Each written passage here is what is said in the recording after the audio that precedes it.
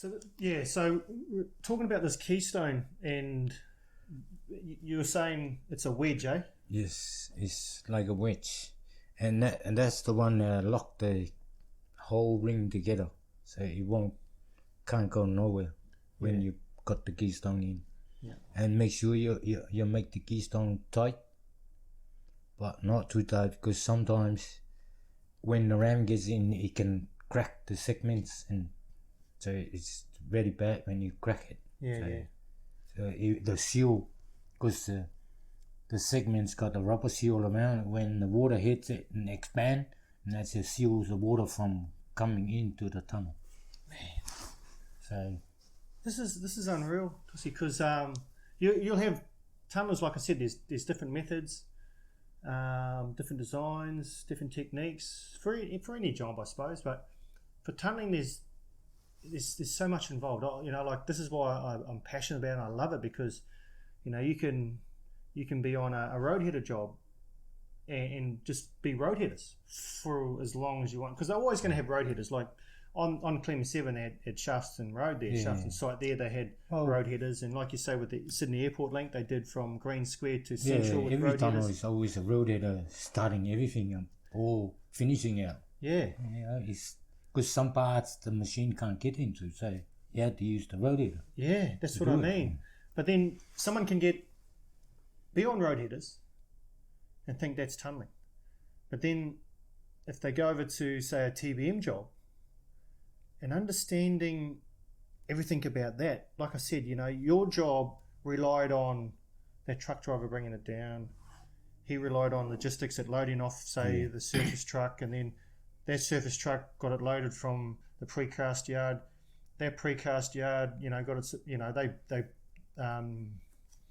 they created it out there and made sure that it was right. All these different little sections that go right through to you erecting it, you putting it up there, but then making sure everything fits in right. You've got millimeters, haven't you? I've seen you fellas, when you're putting them up, you've got this little, what do you got, those little white, like a ruler. You have a ruler. Got a ruler in there, just make sure the segments are level, and on both sides, you put the ruler on both sides, because make sure the segment is really square against each other, so you're not twisting like this. So you just, and that gives you because I'm the operator and I can't look down, so your offsider has got to put the ruler there, how much you got.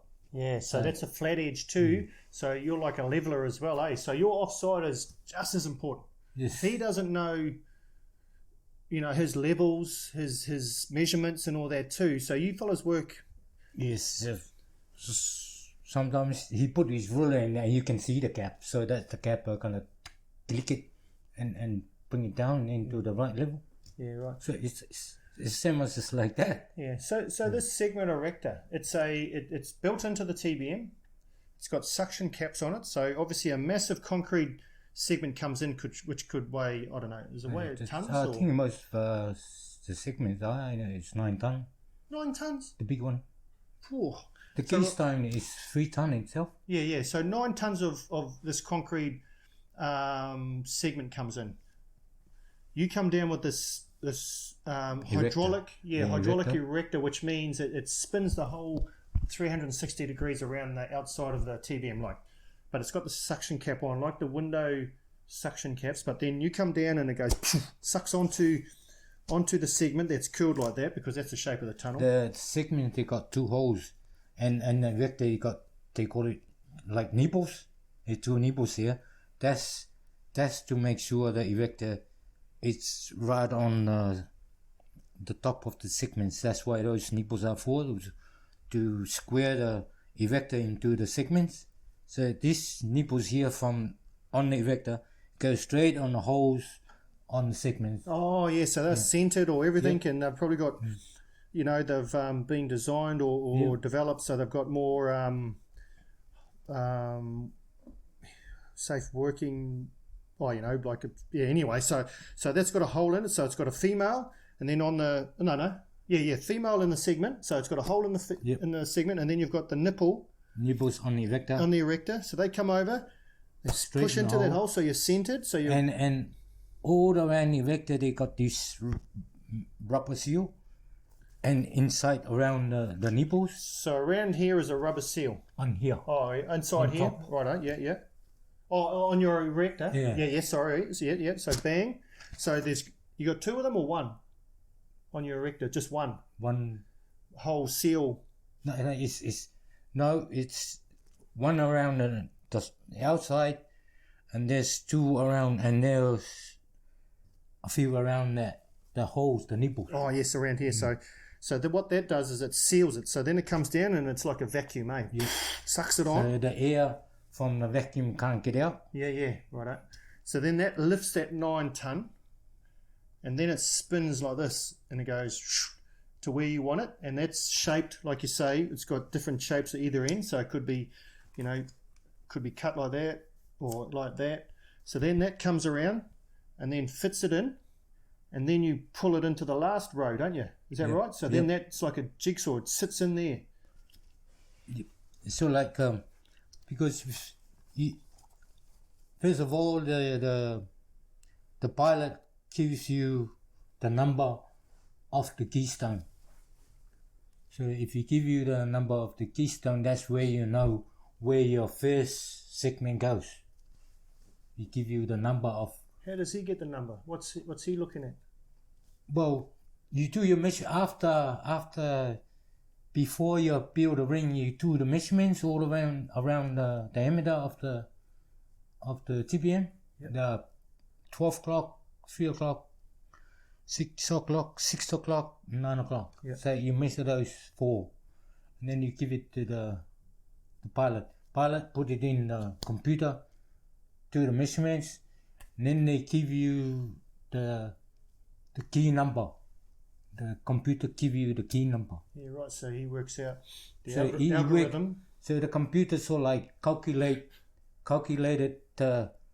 because if the measurement on this is too close, so the computer so like calculated that, and you twisted the key, twisted a ring to make sure they are even on each all the way around. Yeah, right. So that key can't be in the same position for that whole time because it's got to be staggered. So that positioning of that key is the component is the what you get given. Yeah, that's most of people don't know this because the ring is not really level like this. The ring is one side is bigger than the other side. So so what do you mean like that segment you mean is one bigger than the other? Yeah. Have you got a pen? The ring is look like this.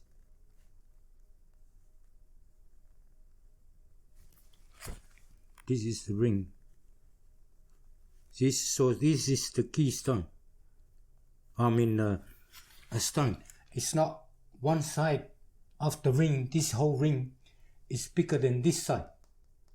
So I see. Yeah. So So if the tunnel is gonna turn this way, what do?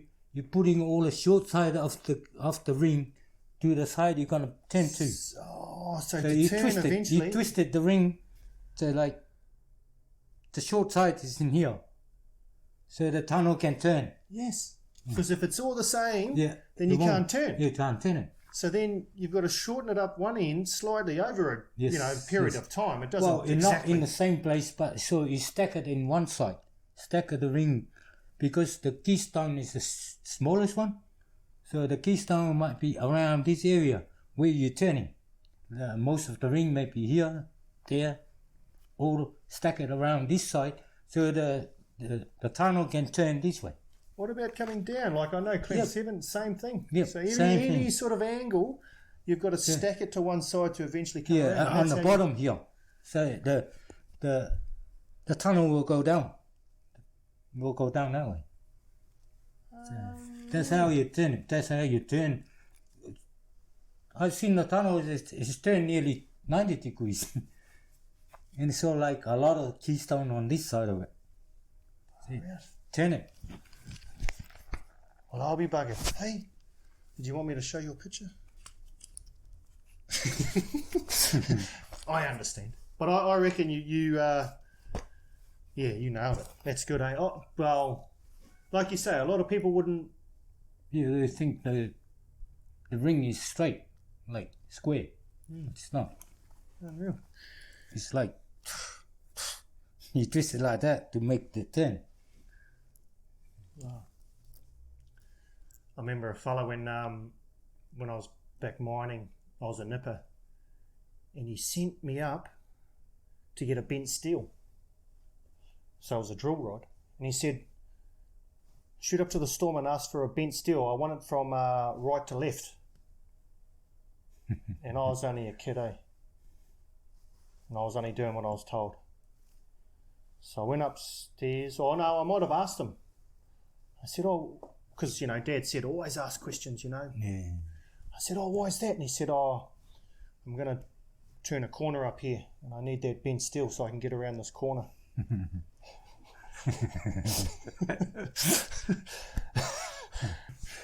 Those little tricks, eh? Going around the corner, but that's unreal. Oh, I didn't know that. I reckon a lot of fellas wouldn't have known that.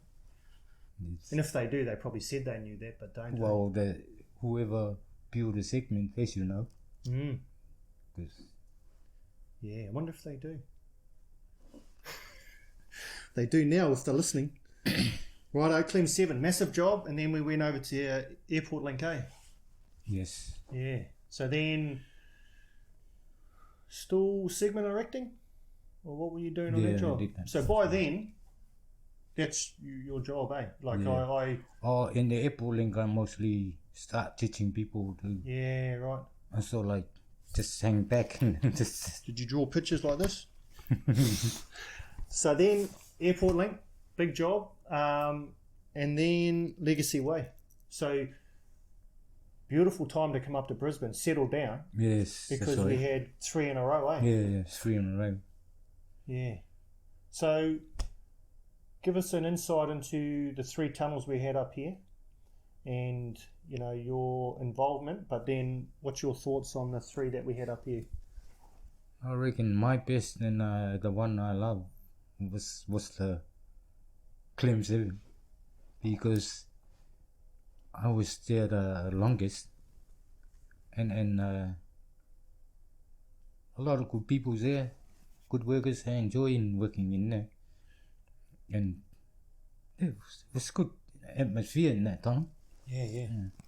There was a lot of people too. The thing I liked about Clem, and I said it earlier on in one of the podcasts, it introduced a lot of people into tunnelling. It was a big job, and I know there was another job down the Gold Coast, a desal plant that started, and I know a lot of the fellas, and then down in Melbourne, Eastlink I think they called that one. So a lot of guys went from Lane Cove that were in Sydney and PRL, I assume, and they shot off to the Gold Coast and they shot off down to Melbourne. So then when we come up here, and we come up early, like you said, you're on that Clem 7 job early, set up work and all that sort of stuff. So you come up with your group of guys from PRL, eh? There was a few guys from PRL. Wasn't that many? Sean and them, but. Oh yeah, Sean and up here. Yeah, that's what I mean. Like that's when I started meeting all those fellas, because I said, because I didn't know you that well, and I thought, Tor? Yeah, that's right. So then when I saw you and I started working with you, it's like, what job have you fellas been on? A bit of a suss out, as you do when in tunnelling, you sort of find out where people are from, and then the PRL came up. So then what happened there though, what I liked, and I suppose in the department that I was in, which was the electrical side by then, and at Bowen Hills, a lot of the fellas that came in were new to tunnelling, and that's what I honestly, the beauty of Clem 7 was the introduction of this new generation into tunnelling. You had fellas like yourself that had been on jobs way back, and you were able to mix, and then I reckon that combination worked well. It's a lot of new followers that started in that job. Clem 7. Yeah. And then Airport Link, like I said, we had good 9 to 10 years of work after work, and then the Bat Tunnel fell through for us, but then we've got the Cross River Rail starting up now. Bit of time in between, but then we had pretty much 4 jobs mapped out, didn't we? A lot of us, right. So we bought, we had kids, so we bloody put them in the best bloody schooling that we could. And I think myself, Brisbane need more tunnels, and I think it will be in the future. More tunnels here? Yeah. Ooh, that's good, eh? Yeah, it's. I think it's the up that way from James side towards that way is. Yeah, right. I've heard rumours. You should the airport link. You should that lake comes out at at Kedron there. That section there should carry on. Yeah. Yes. Yeah. Pops up on that. Should carry on past Beams Road towards Bold Hill. Yeah. Towards that way. I reckon they need one down here at what's this road that runs up here? Wynnum Road. I reckon they need one from Clem 7 that comes out at Shafton there. Yeah. I reckon they should have carried that on and come up over here at Morningside, and then I'd just walk to work. I said to the council, I said, you know what? Why don't we just build a tunnel right here, and then I'll just be able to come home for lunch. Yeah. So then 3 tunnels up here. I worked on the ones with you, so they were awesome. And then after Legacy Way, Tusi, you shot back down to bloody Sydney again, eh? Yeah. I don't know why, but I have to. Hey, righto, get this, because I know at Legacy Way there was a lot of talk, what's coming up next. That tunnel had sort of fallen through for a lot of us. We had our heart and on set on that, but then, we sort of got told, it's not going to happen. So then, heading back down to Sydney, what was your mindset, man? And this is another thing about tunnelling, because, you can have a good run. Hey, you can have a really good run. And like I try to say with people that are coming into this industry now, it's a beautiful industry. It'll look after you if you respect it. But like Dad said, and in his words, you abide by the rules. Yes, that's right. Discipline is a trend you must adopt. Attitude can make or break you. Yeah. Look after your mates. But first, always be safe. Those are Dad's words, and that's simple. So when you think about what we have to do, for our families, and you've touched on it at the start, you've got kids now, and that you put them through schooling and everything like that. To maintain our lifestyle, we have to travel, eh? That's right. Yep. You have to travel. It's a big call, though. Like, you probably want to come up here and settle, but then, tell us, the decision you made to go back down to Northwest Rail. Big decision for you? Actually, because I always love working in tunnelling, so wherever the tunnel pop up, I always want to go there, It's like, you sort of like using what you do and what are you good at, It's like, that's why my decision to go back down here, because I always want working in tunnel, And I went down there and so like working over there and so like flying in and out. So would that have been the first time you've done that though? Like, has your family always been with you on all these jobs? When I first come up for the Claim 7, my family was in Sydney, and so like I was doing the same thing. Oh, okay. So you were... But your kids were young though, eh? Or yes, your family was young? Yeah, right. But it wasn't that long until they both come up and we decided to settle here. Yeah. So then having to make a decision to go down there, follow the tunnelling, follow the work, and the money too, eh? Yeah, that's right. At the end of the day, it pays well to maintain our lifestyle. Yeah. We chase that and we crave that a bit, eh? Yeah, that's right. So you've got your family to support.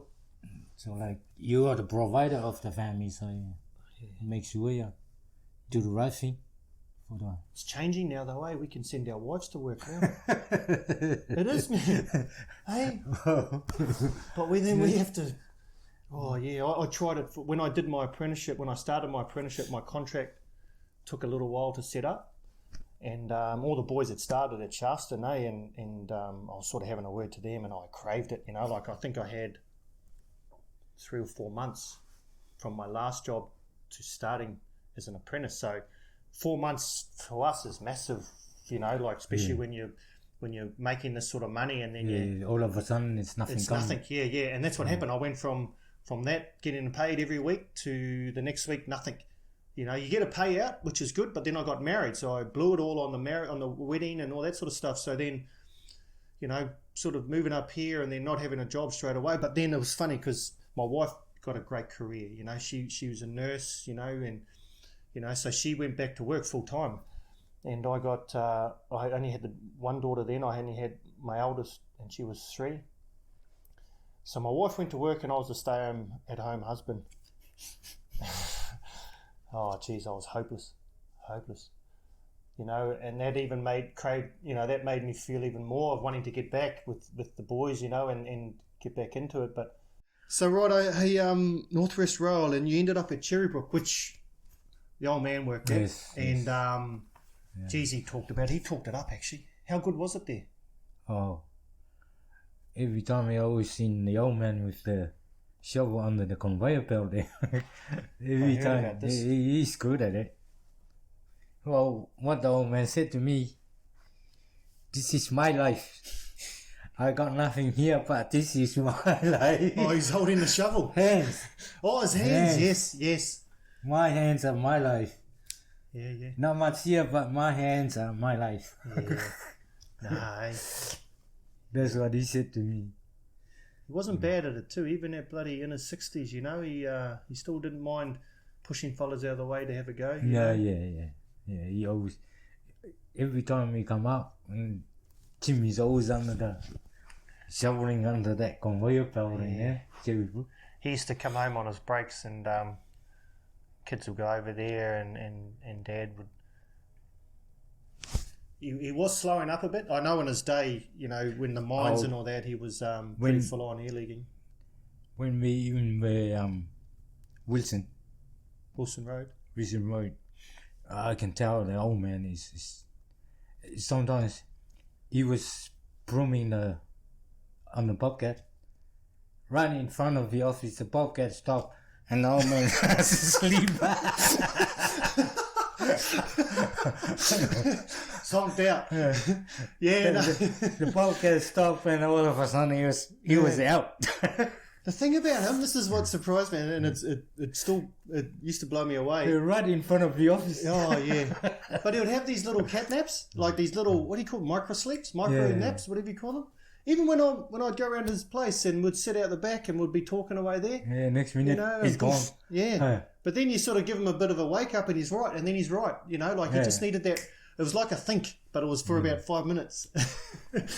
Hey, let's talk about Northwest Rail, because that Cherrybrook, that was massive job really when you look at where it went from, where it finished, what was all involved, the people involved, and then that site.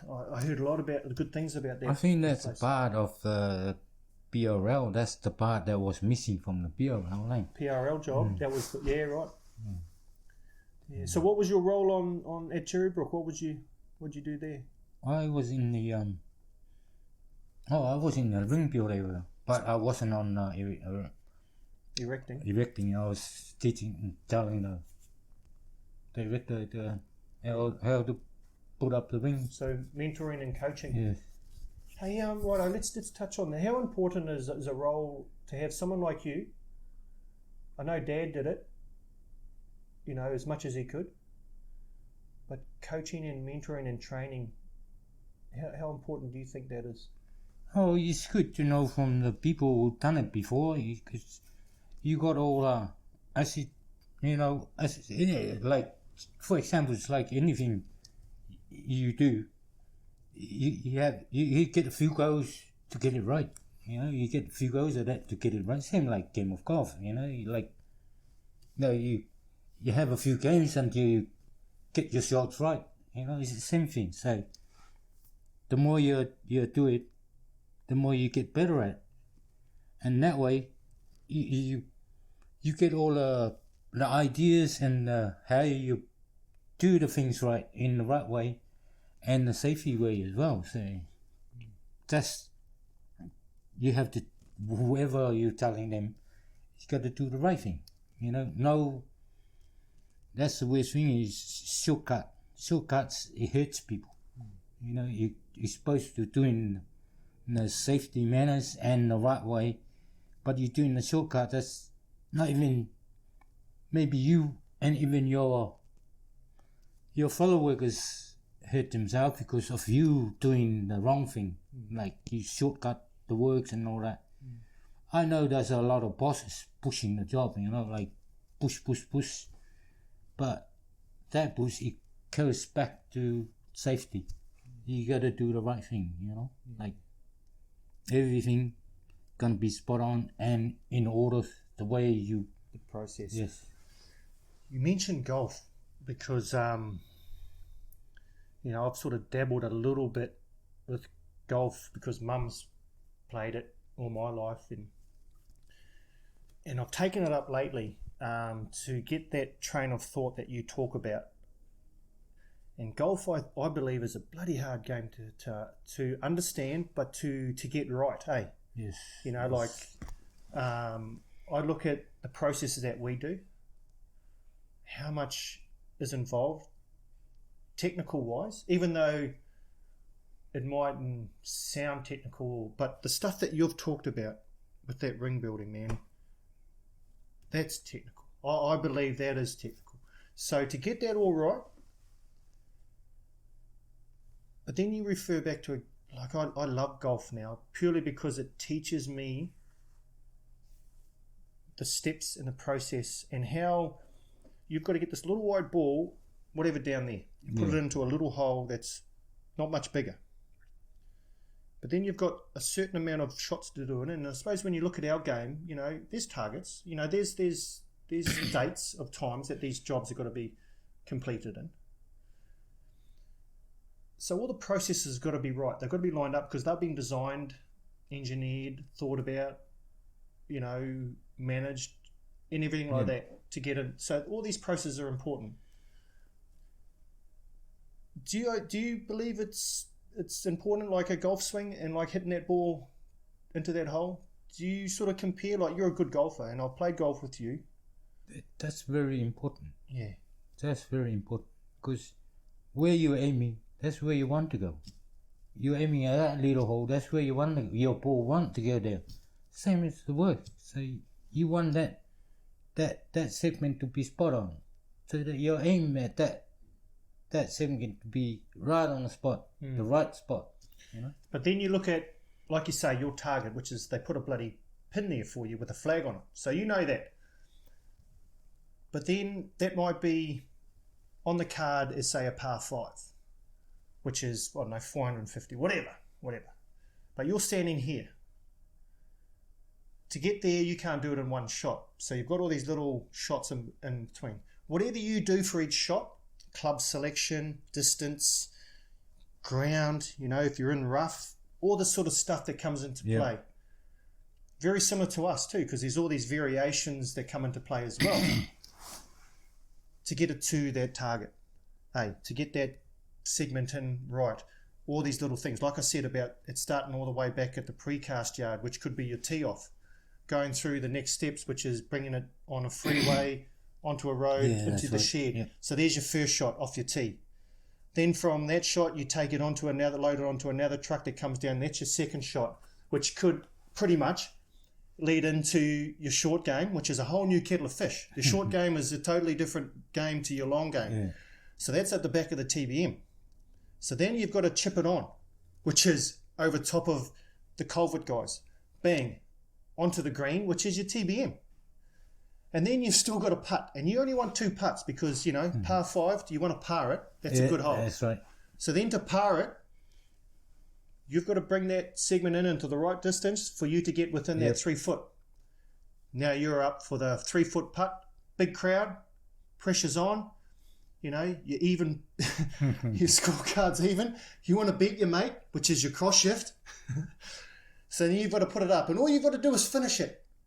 Send it home, as Happy Gilmore would say. Right. Go home, ball, go home. But then, bang, bang. Anything could happen within that 3 foot, eh? Yeah. Like, make sure you follow up. I drifted away then. But you reckon? I reckon. Like, I look at golf in a different light now. When Mum played it, and I used to caddy for her and drag my ass and so whinge and moan about, and I couldn't understand why she was happy playing golf. I had no idea. But now, man, I look back and go, wow, what a game. Transfer it into what we do. Yeah, we're technical. Yeah. We're up there. Tunneling is up there. Hey.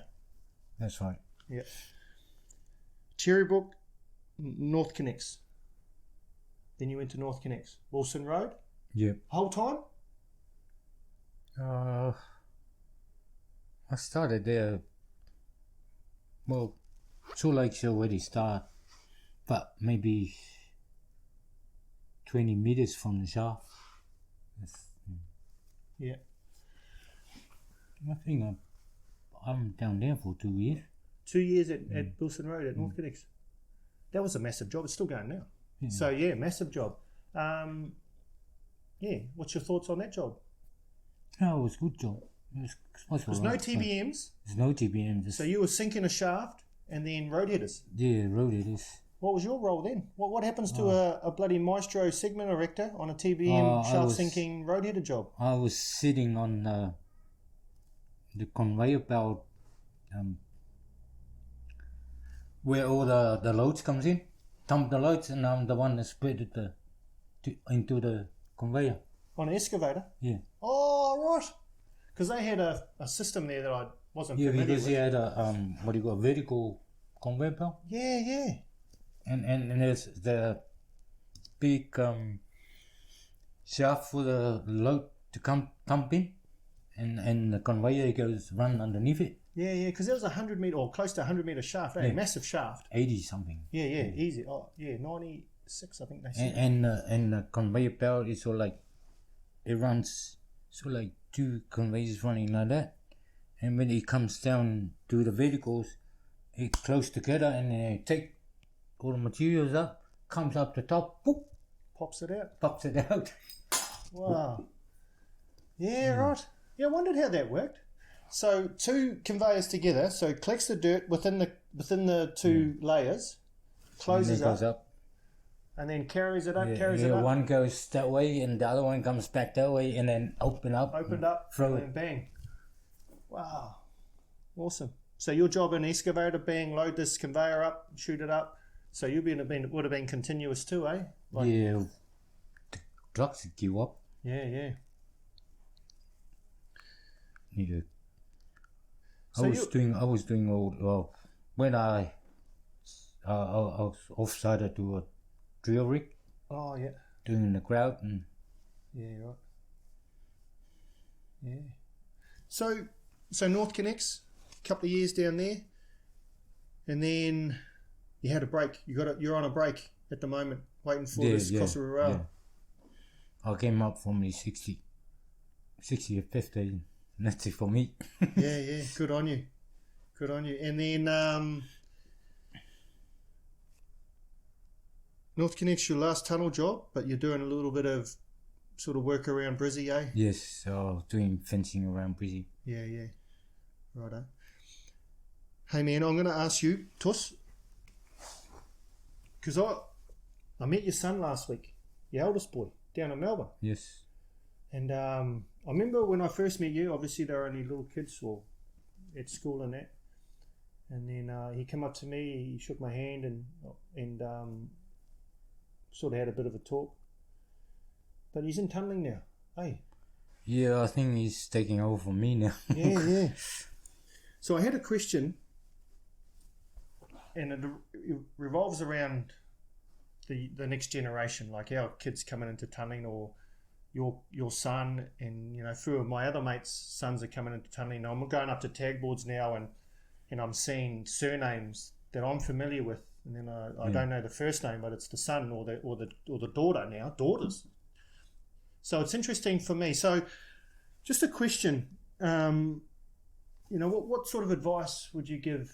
Did you give your son in tunnelling, and or anyone else's kids that are coming into tunnelling from your experience? You've got over 20 years experience in tunnelling, TBMs, shafts, road headers, technical side of tunnelling.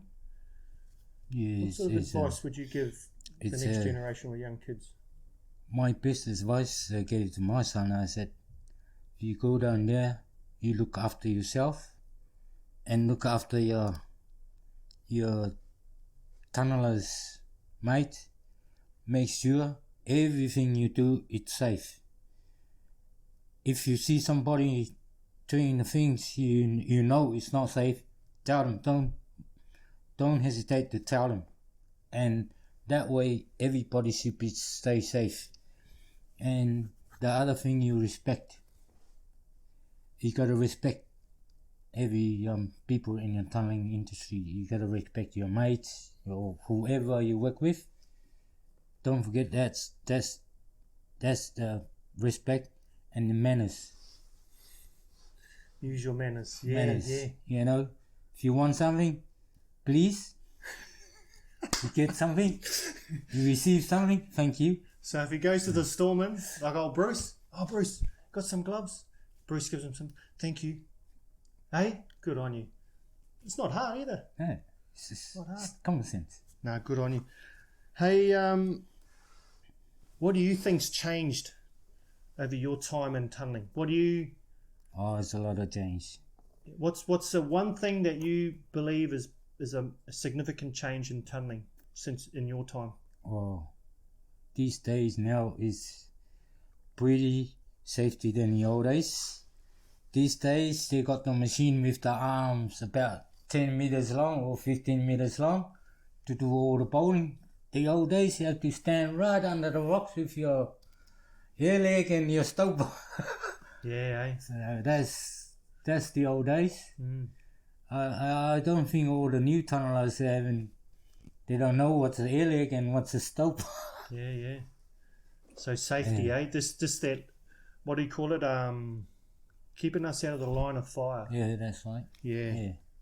Because I know I've been a few jobs with a lot of people lost their life. Yeah.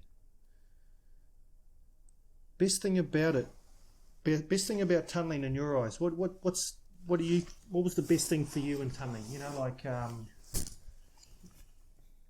You've been in a long time. Well, it's simple. Why we go in tunnelling? Because tunnelling it's simple.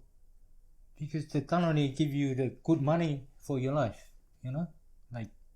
That's, I think everybody's doing tunnelling because they are paying good money in tunnelling. I think that's why everybody wants to be tunneler. But in tunnelling as well, it's give you an experience of underground and all that. A lot of people didn't know what's under there, what's underground, and you want to go and work under there. It's not really safety environment to work with, but you're used to it. So the only reason why you do it is because of the money. So tunnelling is good if everybody do it safe. Out of the projects you've been on, 2, 3, 4, 5, 6, 7, 8 jobs, I'm going to say, which one is the best that you think? You look back at the jobs that you've done, which jobs really stand out? Which project, one job that stands out for you? So one project stands out for you, and why? Just one thing on why it stands out. I think most of the jobs are really good to work with, but I think the one job that stands out to me is Claim 7. I think the only reason why is Claim 7 was I started there early and I know a lot of what's going on in tunneling. I mean, in the processing of the tunnel, and plus some good people I work with in there. And I enjoy working in the the bosses, the boss we work with are really good in the Clem 7. So like, no hush, do the right thing, like, it's really good. So I think that's... So Clem 7, the the people you work with, because you understood the whole process of that job, because you were there early, you got a good understanding of everything about it, and then the people and the bosses, the management, how they set everything up for us. Yes.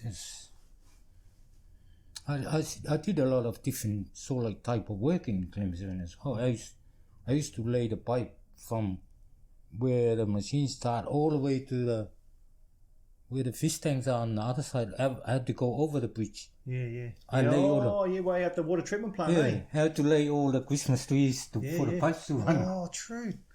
Yeah, I remember that. That was a bloody mile away. I did all that. Yeah. And I connect all the pipes all the way. Yeah. I had to cut the pipes and give it to the welder. I have to measure the lip on it, like you mean, yeah. I had to go and measure it, how long, all the joints. I did all that. That was in the beginning as well. That's why I enjoy working. I did everything. It was outside too. You would have been outside in the sunshine for a little while, eh? Yeah. That's why you loved it. Sunshine miner. Waiting for the bobcat to come. I have to carry the pipe all the way down there on the shoulder. Yeah. Hey, we're going to wrap it up soon. But what I do like asking, fellas like yourself, is if you've got any advice for any, young person or person outside, don't have to be young, but, they're interested in tunnelling, and they hear about these projects, whether it be online, through websites and all this sort of stuff, and LinkedIn and all that sort of stuff, and they want to, get a bit of information from a tunneler, and what sort of advice would you give someone that's looking into working in tunnelling, male or female now, about, like what sort of advice would come from Tusi? Yeah, well, the first thing I know this is, you gotta, if you want to come into the tunnelling, make sure you got the right attitude. That's the first thing, you got the right attitude. So and you don't bring in the tunneling, you don't want people like angry really quick, and that's no good. You're not good in the tunnel if you carry that sort of, that's what I mean with the attitude. So you gotta have the right attitude and respect and the politeness. And the other thing, you have to follow the rules and all the safety, they put into the tunneling. You gotta follow all that. Don't you ever shortcut anything. The procedures you mean, follow procedures. You gotta follow the procedure to your pre-start, not just tick. Make sure if you pre-start a truck or a machine, make sure you check everything. So that's the good attitude. So you don't shortcut anything. And the last thing, and that's the main one, it's your relationship with your fellow workers. You gotta have a good attitude between your fellow workers and respect each other. And I think that's what I thought is good for the young ones to come in. You're gonna do all that. No, that's awesome. Mate, I believe in that too. A good attitude because it's a tough industry, eh? It's not very easy. So coming in here a bit negative, and it's going to cause animosity amongst the workers that, fellas like you've been in it for a while. You've seen a lot. I've seen a lot. Last thing you want to do is rack you up the wrong way. I know that. You might be a little fella, but I reckon. I've seen people in tunneling. It's like, here we go. You're working here. You're trying to lift something, and it's all like sideways from you. Oh yeah. You walk sideways from you. It doesn't. But if you see somebody struggle, go and help. Go and help. Hey. Yeah. So respect and More hands, it's easier and that's awesome, Tus. Well, I'm going to close it out, mate. We've done heaps, and you've done well. Is there anything you want to finish with, mate? Is there anything you want to say to anyone that? Well, I know a lot of people will be listening. Is there anything you want to say? I think to finish up? I think I know it's a lot of people knows me, so I just say to all the tunnelers, make sure you stay safe in this bad time of the we're having at the moment with this coronavirus we had at the moment. Make sure you wash your hands and be safe. Stay away from those shopping centers and stay away from there. You make sure you stay at home and your families are safe. And all the workers, all the tunnelers around the world, I wish you all the best. God bless you all. Thank you. No, awesome, Tus. Well, I'm not going to say any more. Tus has rounded us off. So all I'm going to say is thank you once again for listening in and tuning in to Let's Talk Tunneling. This is Tus's episode. We'll get this out as soon as we can. We've got a few other ones that have lined up. So if you are listening in and you haven't subscribed to my Let's Talk Tunneling YouTube channel, please do. Like all my stuff and subscribe, like, share. I want to get this out to the wider community. I know these fellas who are supporting me, supporting Let's Talk Tunneling, we've got to get their information out there as well.